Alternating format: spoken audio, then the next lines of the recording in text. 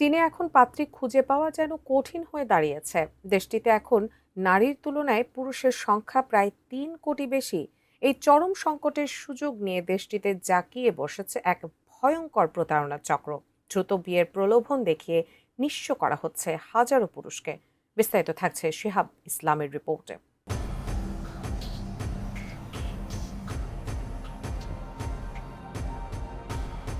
চীনের বর্তমান জনসংখ্যা এখন এক অদ্ভুত ভারসাম্যহীনতার শিকার।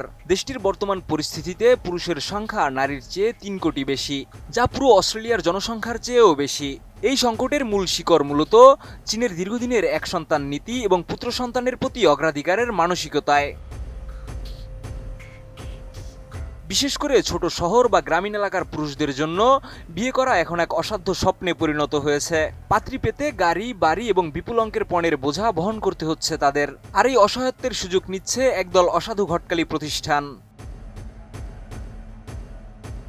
বিবিসির তথ্য মতে ৩৭ বছর বয়সী ওয়াং ঝুয়াং বিয়ের আশা যখন প্রায় ছেড়েই দিয়েছিলেন, তখন চটকদার বিজ্ঞাপনে প্রলুব্ধ হয়ে গুইয়াং শহরে যান তিনি। ৩ লাখ ইয়ানেরও বেশি খরচ করে বিয়ে করেন ওই যুবক।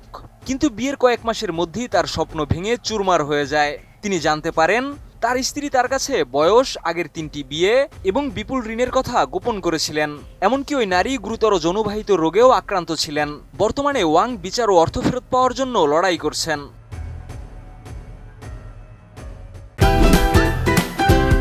Optical brighter photo catalyst active granule সমৃদ্ধ বসুন্ধরা পাওয়ার ওয়াশ, ঝলমলে কাপড়ে ফুরফুরে মন। একই পরিস্থিতির শিকার ৫৯ বছর বয়সী সু রুলিনো। ছেলের বিয়ের জন্য প্রায় ৫ লাখ ইয়ান খরচ করেছিলেন তিনি। কিন্তু বিয়ের মাত্র ২ সপ্তাহের মাথায় কনে সব গয়না ও অর্থ নিয়ে পালিয়ে যায়। প্রতিবেদনের তথ্য অনুযায়ী আইনজীবী ফান বিংহে জানান, চীনে এ ধরনের প্রতারণা প্রমাণ করা অত্যন্ত কঠিন। অভিযুক্তরা প্রায় একে বনিবনা না হওয়াকে অজুহাত হিসেবে ব্যবহার করেন। তবে পরিস্থিতি নিয়ন্ত্রণে আনতে ২০২৪ সালের জানুয়ারি থেকে ২০২৫ সালের মার্চ পর্যন্ত ১৫৪৬ জনের বিরুদ্ধে মামলা করেছে দেশটির প্রসিকিউটররা। ৫টি সরকারি কর্তৃপক্ষ যৌথভাবে এই অবৈধ কর্মকাণ্ডের বিরুদ্ধে অভিযান শুরু করেছে। প্রতারিত হওয়ার পর ওয়াং ঝুয়াং এখন সামাজিক যোগাযোগ মাধ্যমে ভিডিও বানিয়ে অন্যদের সতর্ক করছেন। গুইয়াং শহরটি এখন আর কোনো রোমান্টিক সম্পর্কের কেন্দ্র নয়, বরং এটি হয়ে দাঁড়িয়েছে ফ্ল্যাশ ম্যারেজ নামে এক ব্যবসায়িক ফাঁদ।